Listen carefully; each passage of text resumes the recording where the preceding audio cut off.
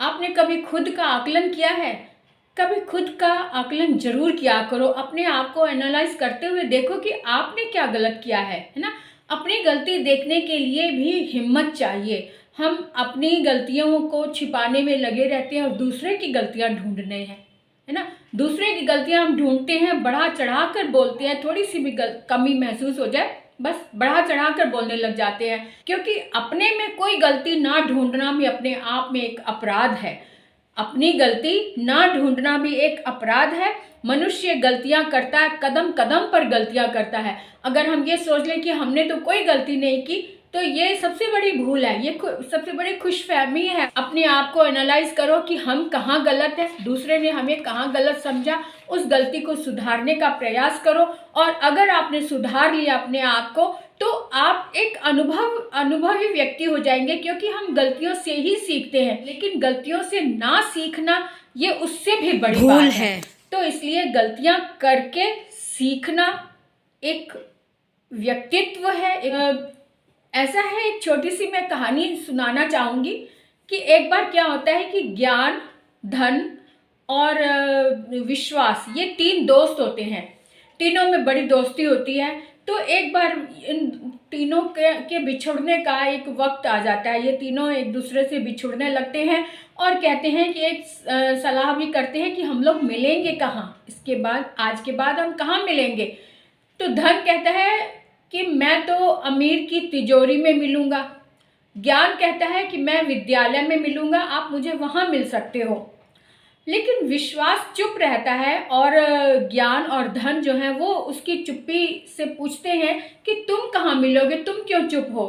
तो विश्वास रोते हुए बोलता है कि मैं अगर चला गया तो फिर कभी भी नहीं मिलूँगा, लेकिन मेरी एक बात याद रखना कि तुम लोग शांत रहना। शांत रहना यानी कि जब ज्ञान जो है अगर शांत रहेगा तो उतना ही बढ़ेगा।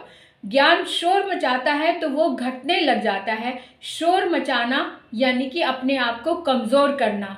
इस तरह से धन को भी कहते हैं कि धन तुम भी शांत रहना, क्योंकि शांत रहने वाला ही अपने आप में स्ट्रांग रहता है। तुम्हारी बचत रहेगी, तुम एक बार शांति से जहाँ पड़े हो पड़े रहोगे। अगर आप शोर मचाओगे तो बढ़ते रहोगे, इधर उधर भटकते रहोगे।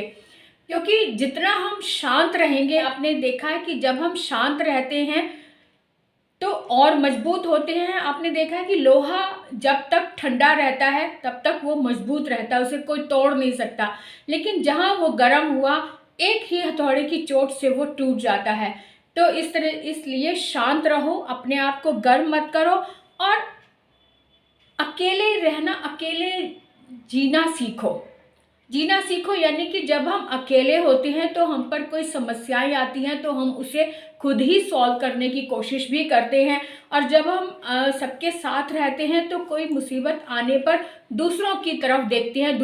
तो ये एक अपने आप को कमज़ोर बनाने वाली बात होती है। इसलिए अकेले जीना सीखो, अकेले की अपनी ज़रूरतों को पूरा करना सीखो। अकेले रहोगे तो और मजबूत रहोगे, सबके साथ रहोगे तो कमज़ोर हो जाओगे।